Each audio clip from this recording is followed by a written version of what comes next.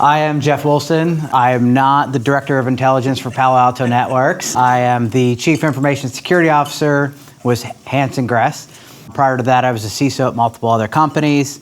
I've worked with over 600 companies in 23 countries. Former Vice Chair of the Instructor Committee for EC Council Certified Chief Information Security Officer Program.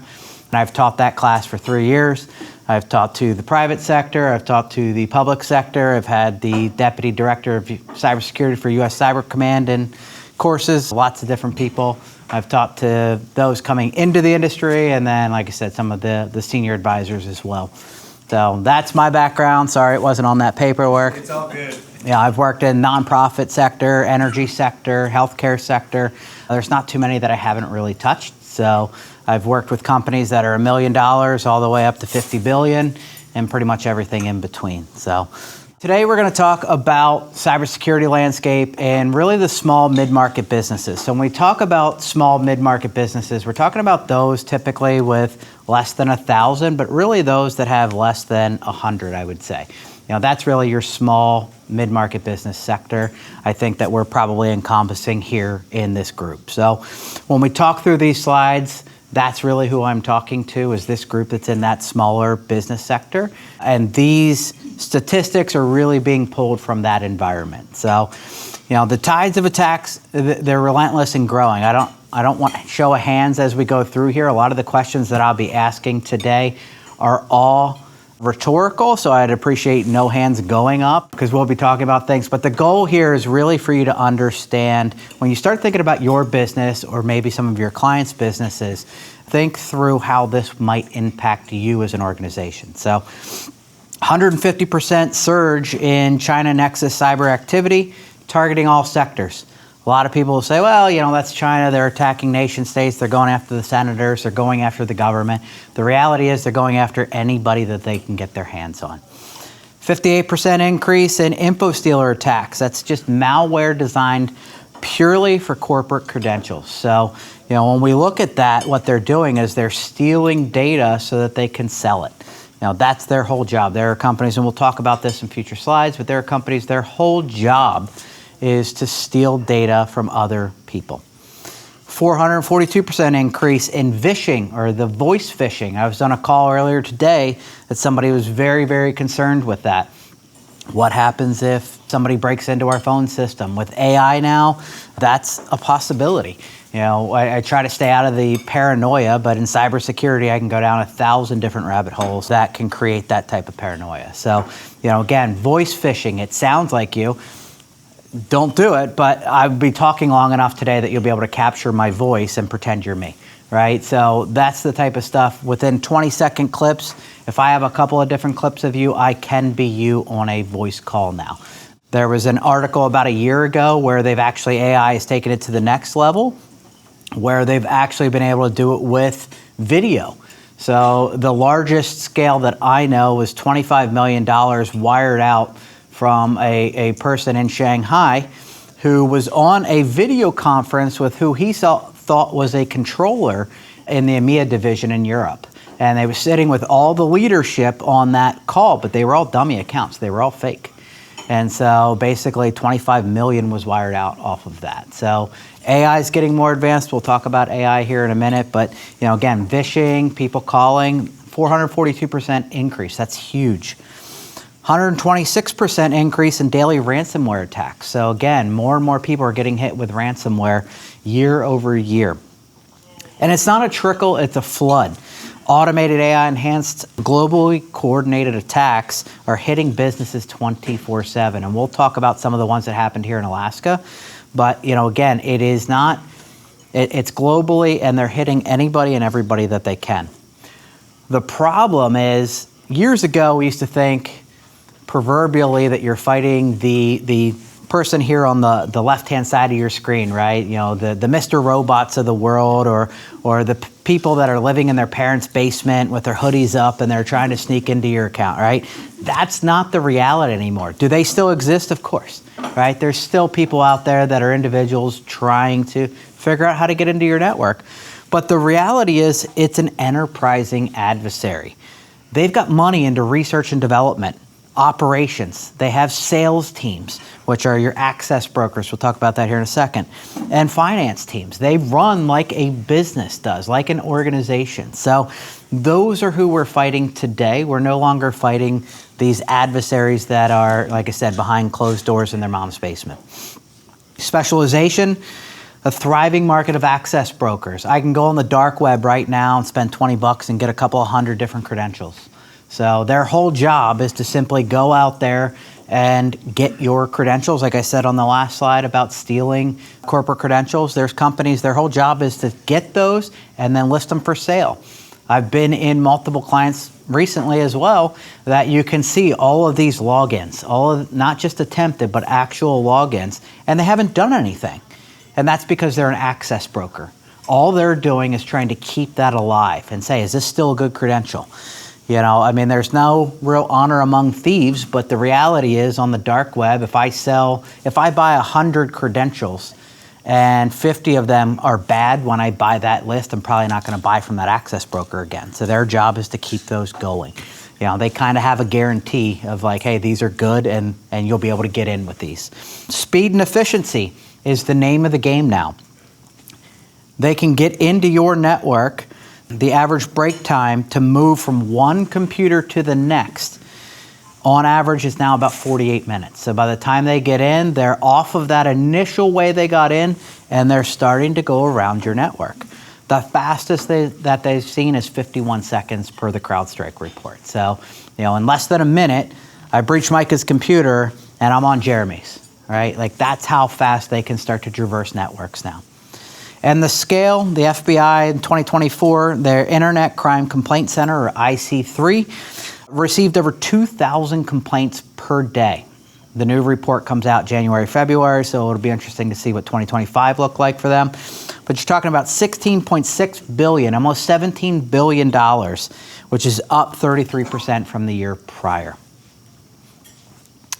They're not chasing whales, right? A lot of times we think about this from the perspective of, well, it's the big guys that have to worry about it, right? They're chasing schools of fish.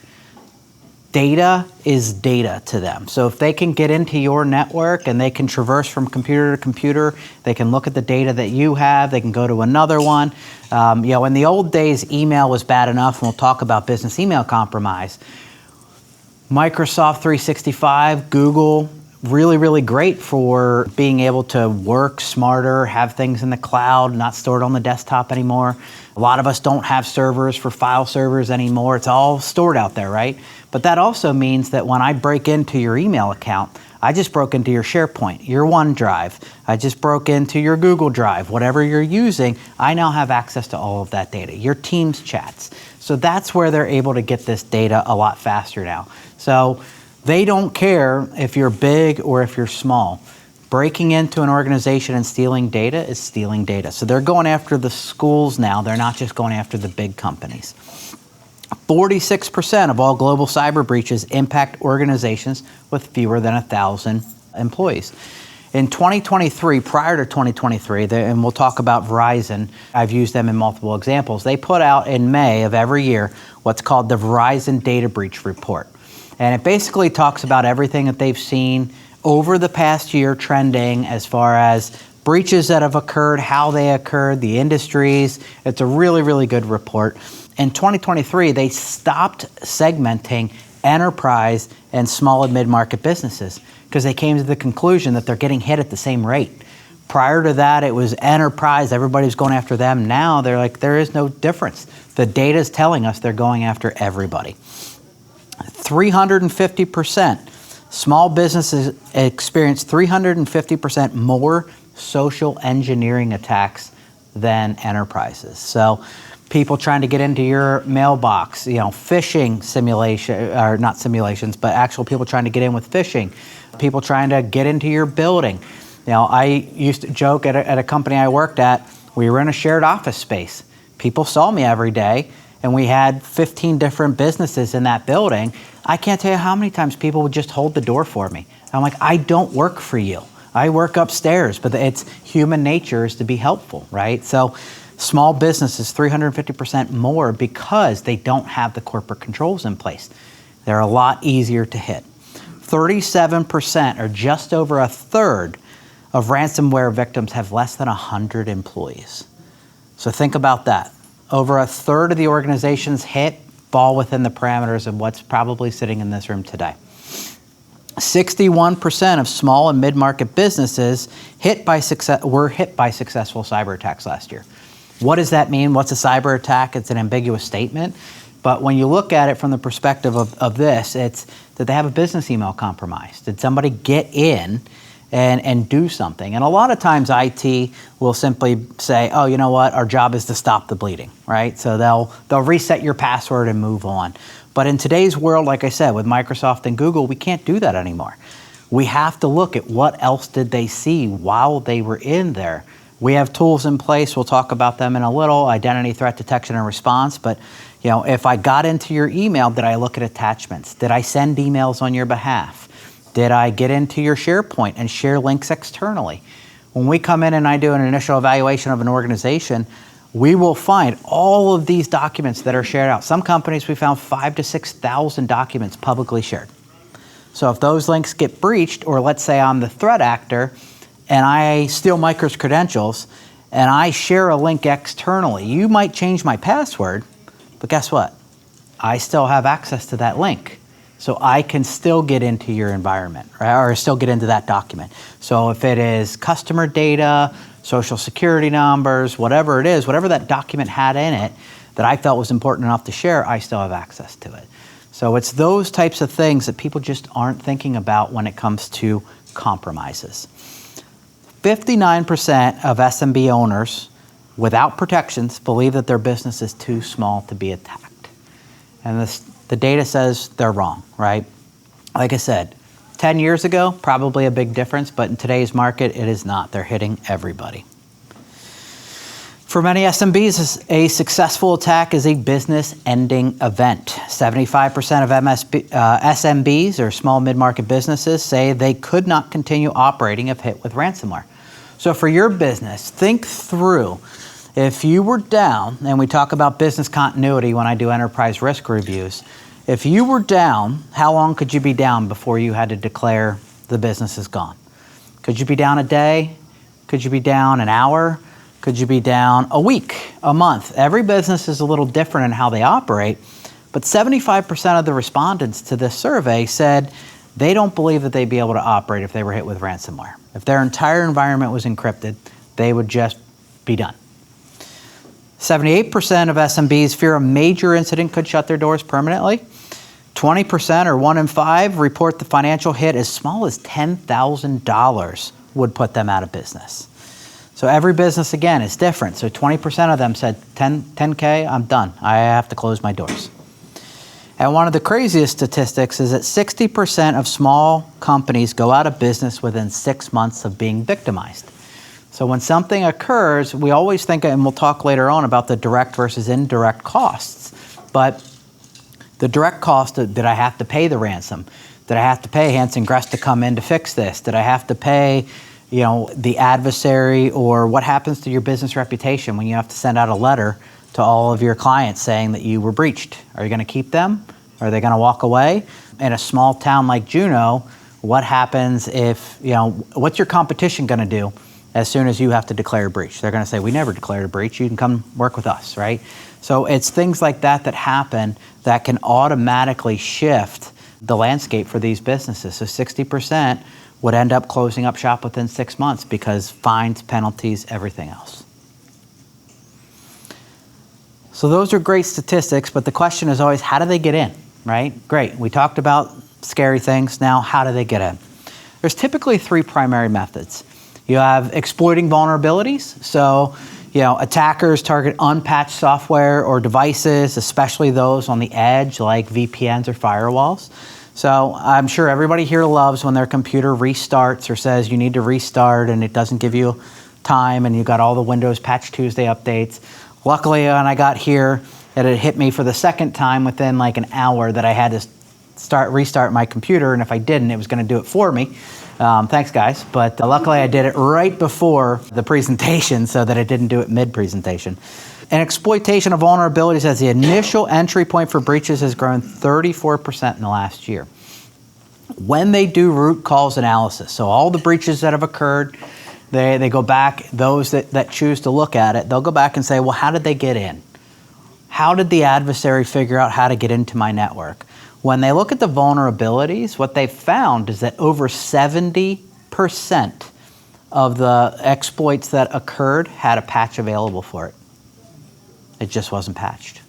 So when we push timely patch management or we push to restart your computer, there's a reason for the madness, and it's really just about protecting you. So 70%, over 70, had a patch available that would have stopped the adversary from getting in.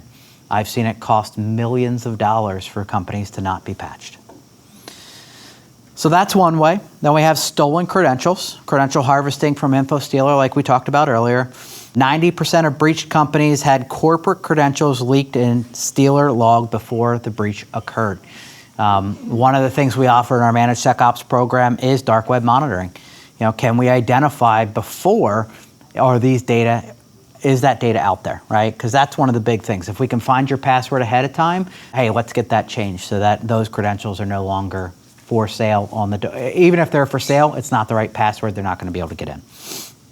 The human element, your people are your perimeter. Deception through phishing, vishing, and social engineering remains a top tactic. 90% of all breaches involve the human element. So when you think about that, again, your people are your weakest link, but they're also the first line of defense. So how do we make sure that they are spotting the things that might get through all of our technical controls, right? In cybersecurity, we talk about defense in depth. So putting it all on the end user is not fair. The employees, yes, they should be trained, they should know what to look for, but your IT team should have multiple layers of security. So that way, if one fails, we've got that next layer that should be able to catch it and protect you. So when they get in, the threat isn't just outside the walls, it's on the keyboard. So again, top human risk factors, phishing and fraud. Email remains the #1 attack vector. Business email compromise caused $2.8 billion in losses in 2024. So, them getting in, fraud. I was on a call earlier with an organization that had done a wire transfer or a wire fraud that they didn't realize until today, or last week. So, things like that happen all the time. So what controls do you have in place on the finance side to say, hey, if somebody changes routing information, wiring information, ACH information, how do we process that? What do we do to make sure I'm talking to the right person? Because once they get into that email, and I send Micah an email, for all intents and purposes, that email came from me. It came from my account. So it really comes down to saying, well, why would Jeff ask me to change ACH? Or why would he ask me to change his banking information? And talking to them on an out-of-band channel, meaning that I'm not talking to them in email because I might not be talking to them. So how do I call them on a known good number? I've worked with companies. I had a $400,000 wire fraud that occurred on a Friday afternoon, 2 signatures, and it still went out. And their cyber liability policy was $500,000. So by the time they realized it on Monday, they had to eat $400,000. So, again, you can have a lot of checks and balances, but it's those simple steps of, I should have probably called on that one, but it's Friday at 5 and I want to go home. So, So password habits. Please don't raise your hand, but I want you to think about this. 49% of employees reuse credentials across work apps. 36% use the same password for personal and work accounts. So it comes down to, do I use the same password on Facebook or Instagram or TikTok or LinkedIn as I do at work? Probably, because I remember that my password is this. And so it's just really easy to do, again, over here. And so we're not even thinking about it, but if one of those systems gets breached, the first thing an adversary is going to do is be, where else can I find them? And then I look you up on Facebook, and I see that you're friends with your mom. And your mom has her maiden name so that the class of 1965 remembers who she is, and now I have one of your security questions. And you have your page publicly exposed, and all of a sudden I see that you went to Juneau High School, and I know what your mascot is, and all these things that are really, really easy to guess, right? So those are the things that we want to make sure that we're protecting. And then policy bypass. 65% of small mid-market business employees admit they bypass security policies to make their job easier. We can't make it so hard that people can't do their work. We call this shadow IT. If I make the process so hard for you, you're going to figure out a way around it, right? But there's controls in place. Well, what does that mean? They want a different, they're bypassing controls. How are they doing that? So it's that conversation, it's the risk review, risk remediation. Here we talk about 3 forces that are reshaping the modern battlefield. A lot of people haven't really talked much about this. They talk about your computer, right? Oh, my computer, I have to protect my computer. And yes, you still have to protect your computer.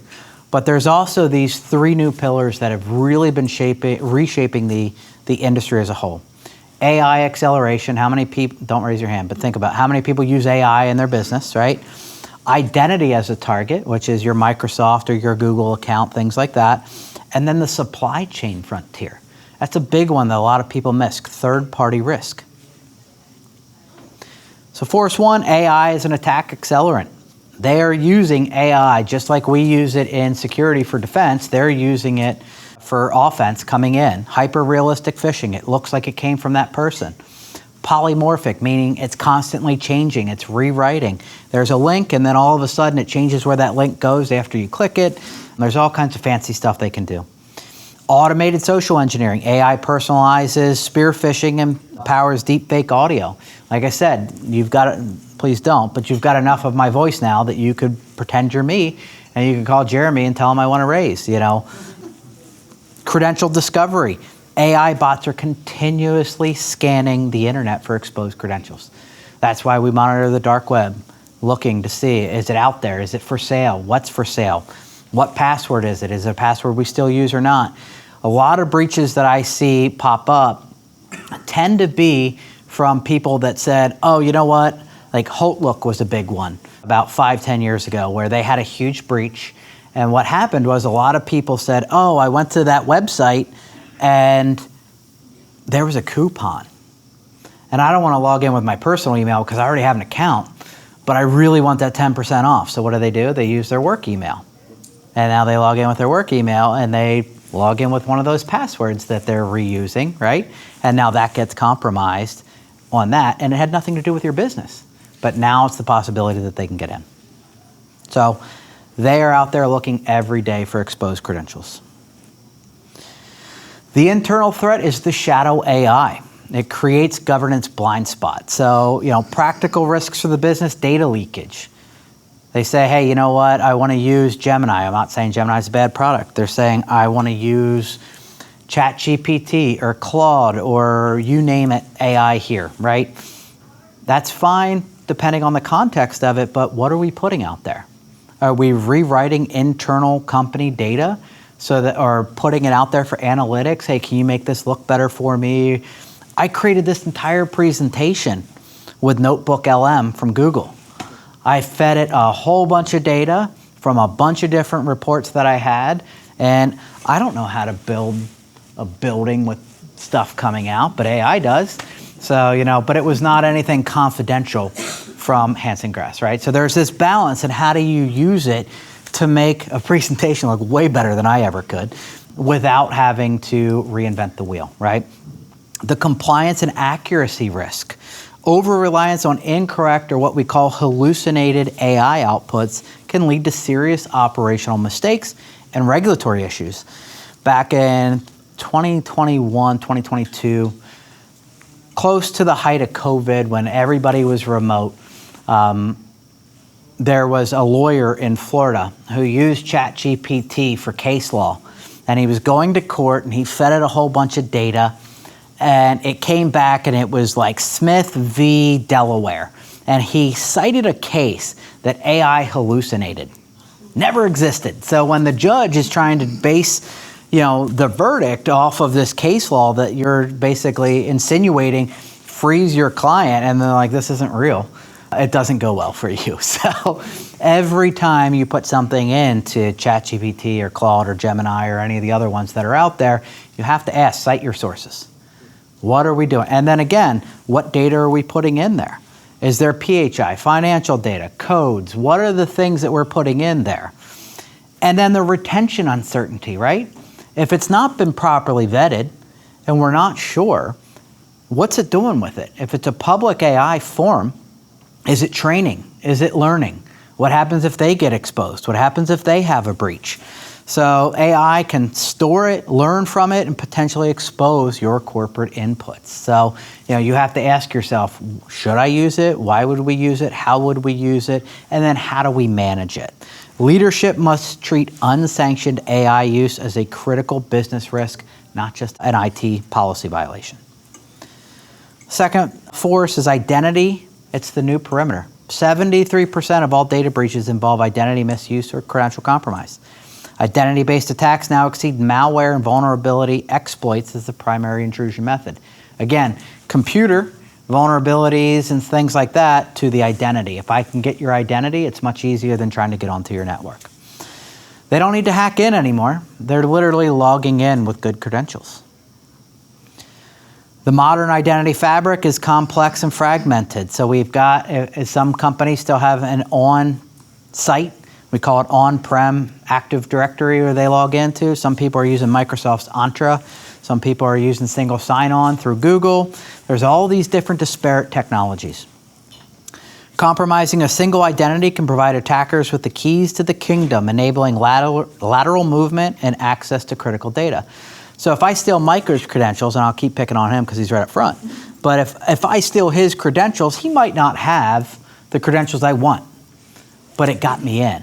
And now, can I move laterally? Maybe that's by me sending Jeremy an email or a link and saying, hey, I can't get this to open, can you? And then all of a sudden he clicks on the link and now I put malware onto his account to steal his, and I keep going through there. Now I know he's got the right access, and all of a sudden I'm an administrator in your system. We saw 48 minutes, right? So it's things like that that can happen really, really fast. And then AI is accelerating the effectiveness of credential harvesting and phishing attacks. Again, the things that the new systems are doing, it's scary. Kind of the anatomy, just what we talked about. I'll go through this very quickly. Credential and account takeover, stage one. Then sometimes we say, well, we have MFA, right? That protects us. Kinda, yeah. I mean, it has for years. It's definitely helpful. People, I used the term or the argument with Tyler and them a couple of months ago when we were talking about this type of thing. It was like, yes, airbags save lives too, but that doesn't mean I'm not going to wear my seatbelt, right? Again, we talk about defense in depth. So I have a strong password. I'm going to use multi-factor as well, but it is not without its own problems. So you can't just say I have multi-factor, we're good. They might do what they call MFA bombing, or there's other things that they can do. Tokens now, the way sessions, there's things that they can steal that bypass multi-factor authentication. That then leads to that privileged escalation or lateral movement. Like I said, I'm sending it from a known good account, right? I'm not pretending to be somebody else. I don't have a different domain and I'm doing a different reply to. I am Micah for all intents and purposes. So when I send an email to you, you would think it's probably legitimate. And a lot of times they'll sit in there and they'll look through conversation history. I've seen them say, I know I'm supposed to call you on a known good number. We just talked Tuesday, but can you use this as my approval for you to change my ACH information? Because they read the emails. They know what the policies are. So, again, they're very, very smart when it comes to that. Some of them, not all of them.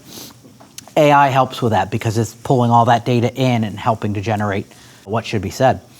And then they identify the identity infrastructure attack. So now they're going to hit the whole thing. They're going to go through every mailbox. They're going to go through every SharePoint document and see where's the data that I can sell. And then here's the one area that I think a lot of companies are missing, right?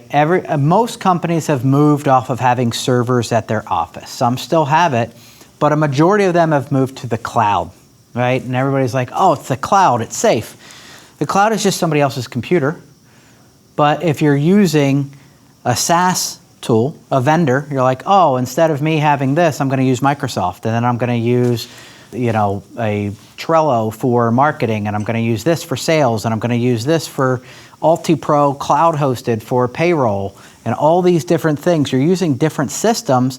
Those are an exposure point for your data. So $5 million, the average cost of a data breach originating from a third party. And this includes all companies, not just the small business, but 30% of breaches in 2024 involve third-party vendors. they get breached, and by proxy, you get breached. By proxy, your clients get breached. So it really comes down to, where am I storing the data? Why did I put it out there? Should it be out there or not, right? A lot of times people will put data in places that it shouldn't be. The widespread gap in third-party risk management. Despite the clear and growing danger, most organizations lack the program and technology to effectively manage third-party risk. So third-party risk management programs, again, don't raise your hand, but think through. Do you vet your third parties? Do you review their security? Do you send them questionnaires? Do you look to see if they've got a SOC 2, or they've got an ISO standard, or they are HIPAA compliant if you deal in healthcare? Things like that. You're really looking to see, have they had somebody attest on their behalf that they are secure? Ongoing assessments, conducting ongoing risk assessments of the vendors, and then real-time monitoring. Okay, what happens if there's a breach? How do I know where my data is at? Having all of that documented. So building a resilient strategy for the new reality, addressing this threat convergence requires a strategic evolution beyond traditional tools. So we have to talk about AI governance and enablement, identity-first security. Like I said, that's where a majority of them are coming in. And then continuous vendor oversight. Every time you have a new vendor, do we have an onboarding process? Do we have a refresh process with them? Do I even have a list of every vendor that we have? I go into a majority of companies and I say, do you have a software asset listing? Do you know every tool that your organization uses? I don't know that I've ever gotten a yes to that. Kinda, maybe it's fragmented. We have it, finance has something. Well, they have what you're paying for, but what about the free versions that might be out there? So it really comes down to those conversations around what is business sanctioned and what is not. So turning AI from a liability into an asset, governance, we're managing the risk, right? Establish clear, acceptable use policies for AI tools. Train employees on safe prompting and data handling. Please don't send our board report out there into AI and say, make it look pretty, right? Our financial data should not be stored out there. But how do we use it appropriately? Actively blocked, unapproved. We said we're going to use Gemini. I should never see ChatGPT. I should never see Claude. I should never see any of these other ones, right? So what are we going to say that the employees are allowed to use versus what they're not? And then invest in enterprise-grade AI systems with built-in security and privacy. A majority of them on the business side will tell you they don't train on your AI, or they don't train their AI on your data. They have it segmented in your tenancy. There's things that they can do for protection, but it's not always outside, out of the box. Sometimes you have to ask, sometimes you got to pay a premium for it. It just depends on which ones you're using. We use it for defense. A lot of our tools have AI built into it for speed and accuracy. It is re-looking at things, millions of different data points a minute to say, is this a threat? Is this not? Is this normal? So using it to say at 2 o'clock in the morning when they're breaking in, I'm not awake, and so it comes down to how can we protect in the middle of the night, right?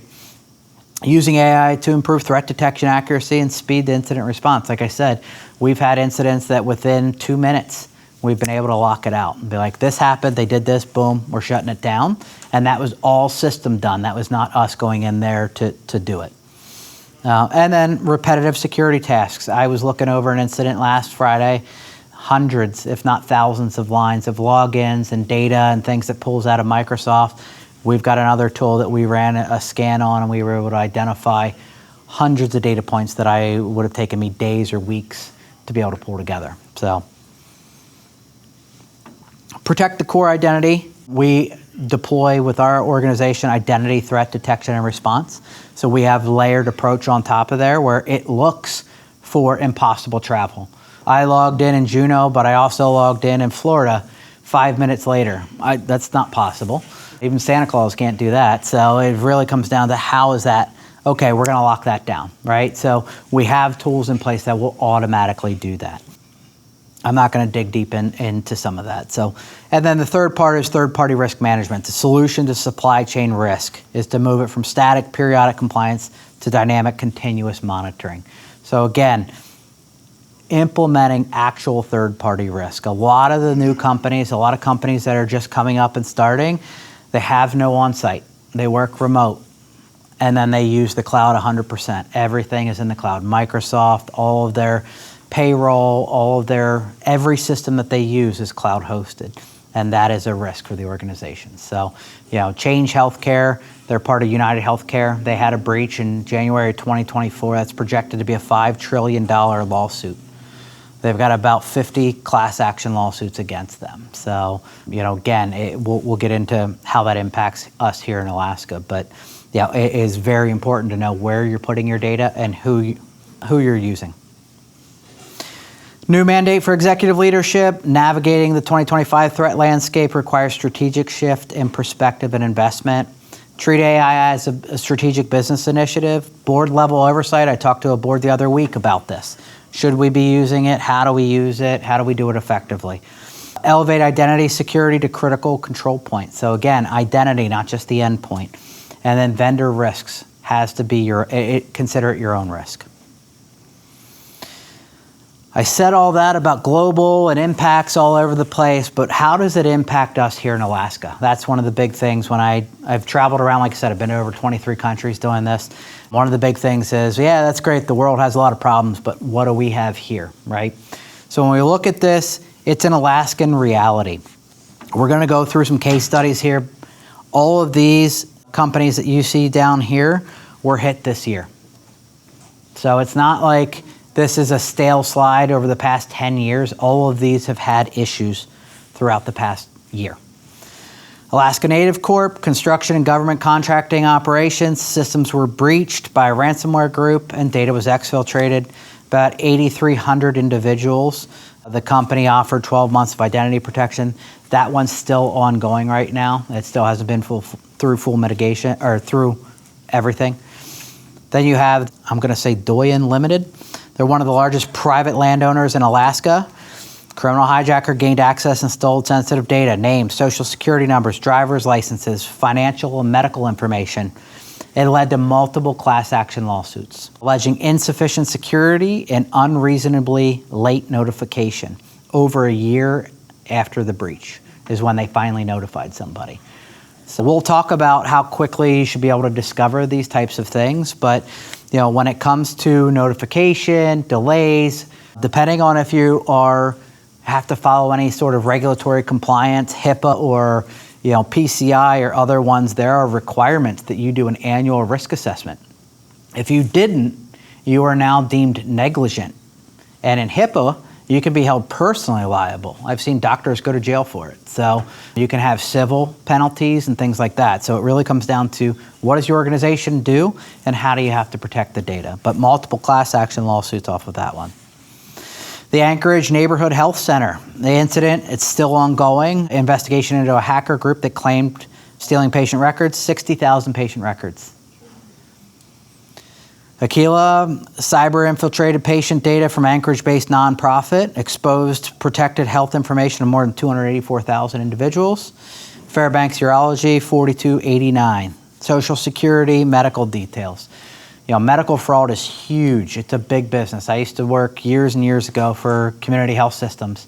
And, stealing of PHI, protected health information, medical record numbers and things like that for insurance fraud is huge money on the dark web.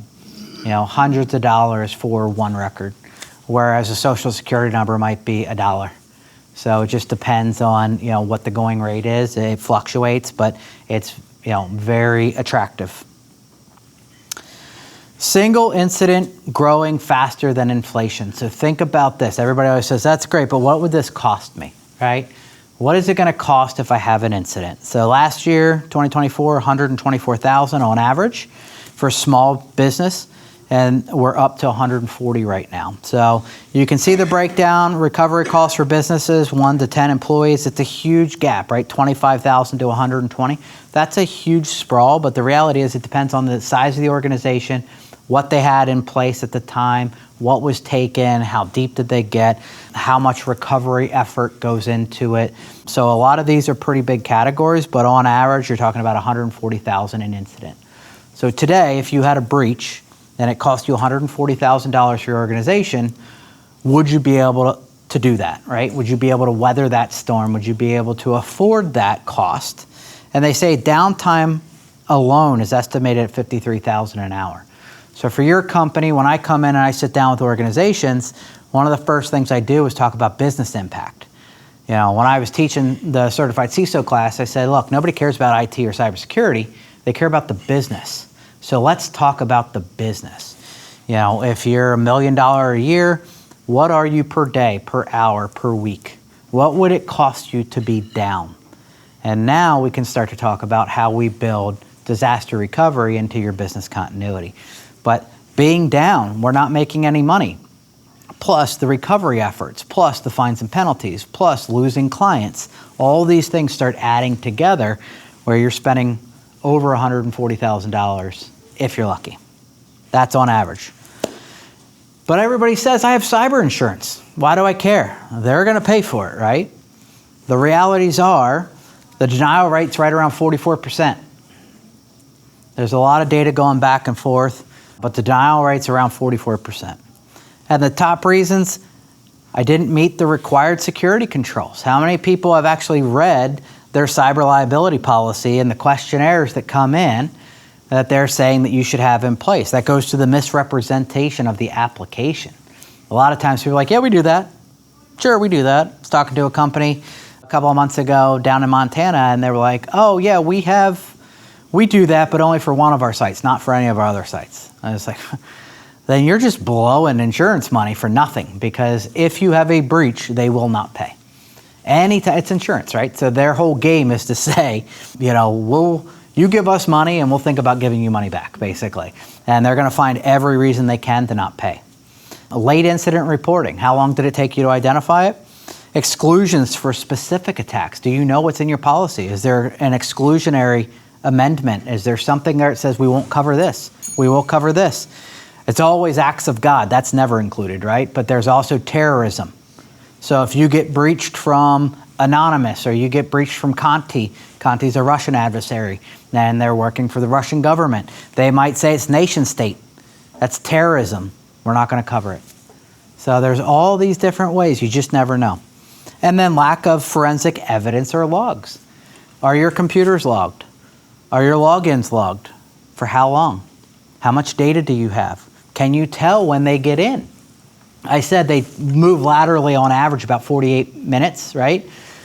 The old statistic, it's a couple of years old, they're getting faster, but they used to be in your system for 207 days before detected. Another 45 days for eradication, so 7 months in your system, flying around before somebody says, wait, something's happening. This is weird, right? So lack of forensic logs. I don't know when they got in because Microsoft holds them for 30 days and then they're gone. So it really comes down to how do we know that we can prove what happened? And back here, insurance requires proof of due care. If it's a tool of disaster recovery, not replacement for defense. So due care, due diligence are huge in that arena. Same thing with compliance requirements. Luckily, hopefully nobody here needs to be FedRAMP, but you know, when you start dealing with the federal government, like they've got a lot of requirements in place. So your blueprint for cyber resilience, secure your people. Identity protection, right? The identity threat detection and response we talked about. Multi-factor authentication, security awareness training. Security awareness training now with our cyber liability carrier that we use for a lot of our clients, they require it. You have to train. And if you don't, we won't cover you. If that person is breached, we're not covering it, period. So they're getting to that point where they're like, we have to make a security aware culture. Secure your technology. We talk about endpoint detection and response, right? So if something does happen on this device, you should have something. Antivirus and anti-malware was great 15 years ago. It's not a thing anymore. You need to have something better than that. And then immutable backups, which means ensure that you are secure, offline, tested backups that ransomware can't touch. About 5 years ago, I went to an organization that had about 5,000 employees. They did a security review, nowhere near here, but they had some issues that I identified. 3 months later, I was not doing any enterprise risk work for them. I just did a review. 3 months later, the way I said was an issue, they were compromised. Somebody got in their firewall.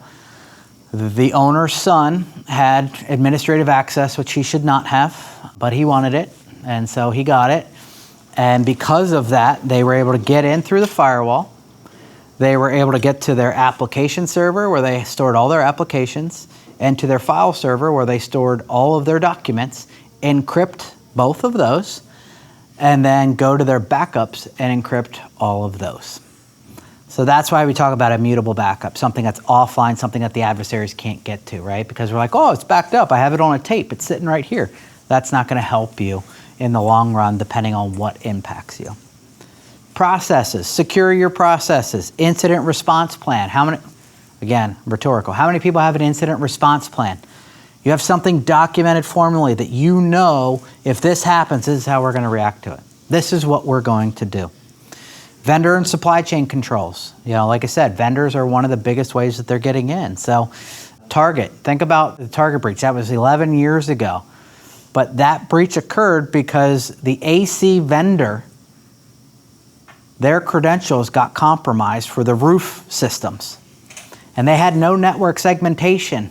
So when that vendor's account was compromised, the threat actor was able to get into Target's internal environment and see all the credit card data that was stored on that environment. So it was just some random HVAC company that had access that they didn't have network segmentation. So vendors, supplies, controls. And then governance. This is a big thing. The National Institute of Standards and Technology, or NIST, they came out with a new standard for their cybersecurity framework. It's the 2.0 version, and they added a whole governance section, which is terrible for people like me to have to go and review, but it's really, really good because it's thinking about the business, right? A lot of times when I talk to companies, it's the first time we've kind of zoomed out and we're looking at the business. Instead of working in it, we're working on it. We're thinking strategically. So the governance, policies, do we have policies? What do they say? Compliance, what regulations do we have to abide by? Risk assessments. When's the last time we actually did an assessment to understand our risk? I tell people every day you are making a decision.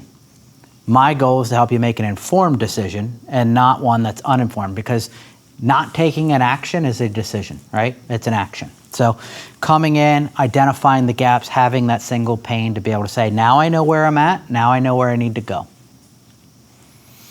So what's the ROI on that, right? Everybody's like, well, that sounds great, but what's the ROI? Roughly 11-time return. So when we look at proactive versus reactive, we're looking at what would foundational controls, these are just multi-factor, endpoint training, some very basic stuff that's going to help dramatically reduce versus that average breach cost, right? So when we look at this kind of stuff, it is something that we have to look at as a business expense. It's not an IT thing. This is a business expense. SMBs typically spend 5 to 20% of their IT budget on security. 5 to 20%.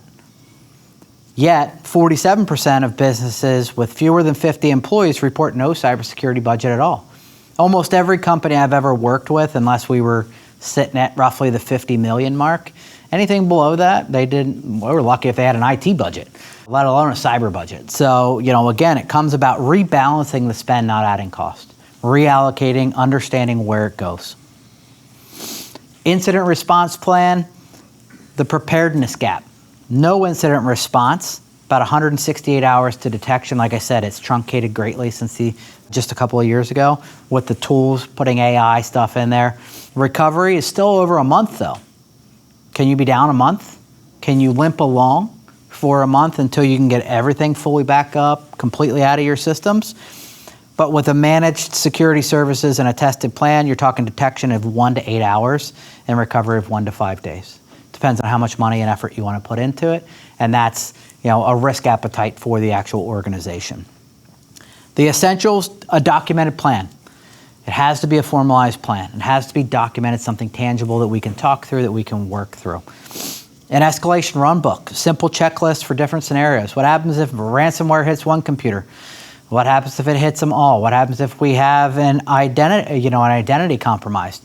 What if it's Micah's and he has no access, but what if it's Jeremy's and he's got keys to the kingdom and everything, right? So we talk through different scenarios. What happens if the building burns down? What happens if it freezes and the electric goes out for how long, right? All those things go into incident response. We're not always talking cybersecurity. And then annual tabletops. Talk through the what ifs. What if this happened? How would we do this? How would we work through this? Some very basic planning mechanisms. Threat's real, but resilience is achievable. We're not trying to build an impenetrable fortress, right? The harder you make it for people to do their jobs, the faster they're going to find workarounds, right? So, and I tell people, risk, you can't eliminate risk, but you can manage it. I was telling a company earlier today, I said, if you didn't want risk in your business, you shouldn't have started it. Because even if you close the doors, there's residual risk to the data that was created, right? So there's always going to be risk. We just have to balance risk reward. And, proactive investment in foundational security isn't a cost center. It's just part of business continuity. 2025, cybersecurity is no longer an IT issue. It's a fundamental component of the business strategy, operational continuity, and financial health. Like I said, proactive versus reactive, we saw the ROI. Preparation determines resilience. Again, you don't have to navigate this alone. I've done this with over 600 companies in 23 countries.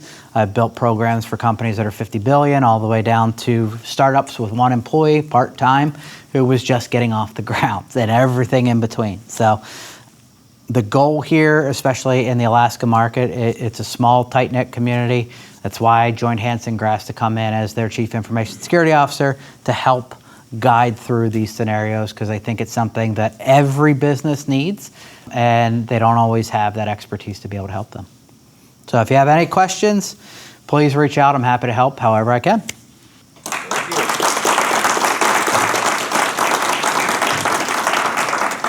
Thanks.